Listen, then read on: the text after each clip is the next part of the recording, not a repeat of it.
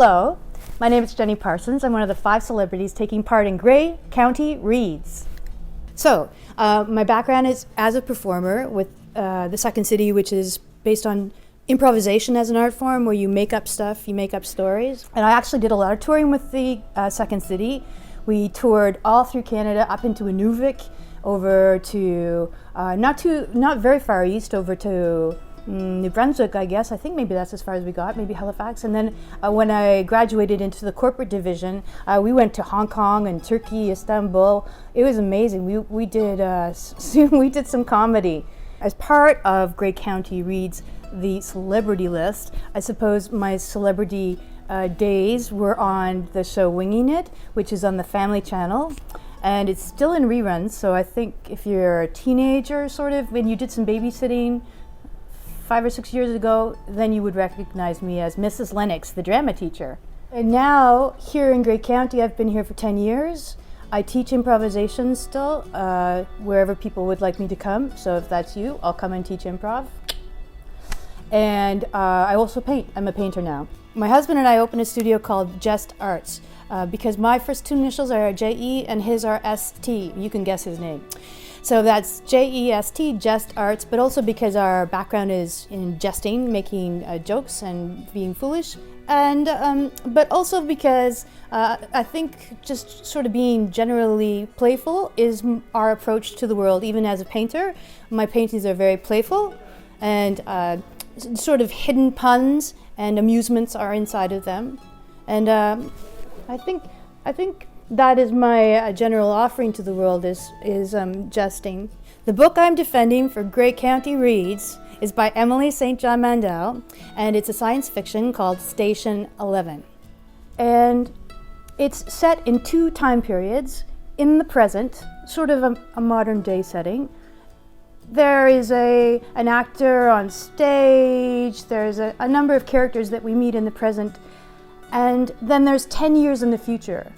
And the difference between the 2 worlds is that there's a virus that comes and kills 95% of the world within 24 hours.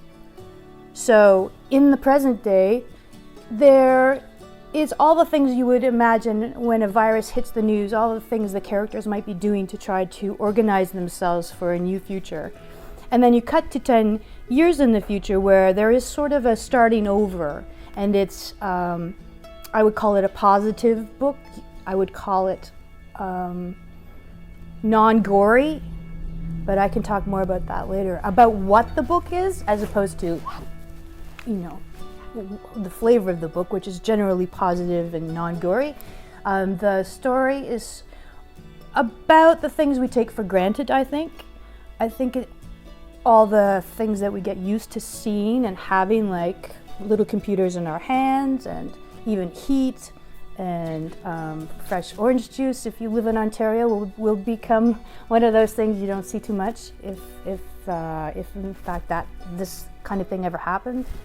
So it's about taking the things that we take for granted, for getting a new appreciation for them. It's one of the things the book is about. It's also about survival. There's a traveling performance company who, even though it's the end of the world, there's still performances making people each other happy, which appeals to me, of course. And this traveling company's motto is "Survival is not enough," which is a Star Trek quote.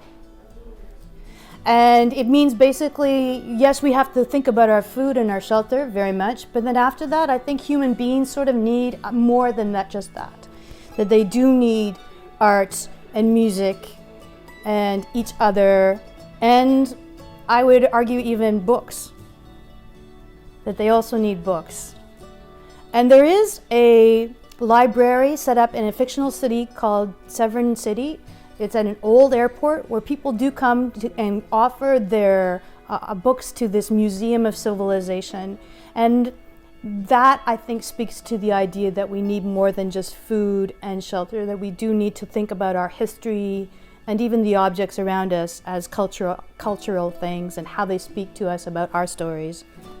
Station 11, written by Emily St. John Mandel, is the book to start with for this Gray County Reads, because it's very accessible. It's a fast read, it's a page turner, it jumps around in different time zones, different parts of the world, inside different characters.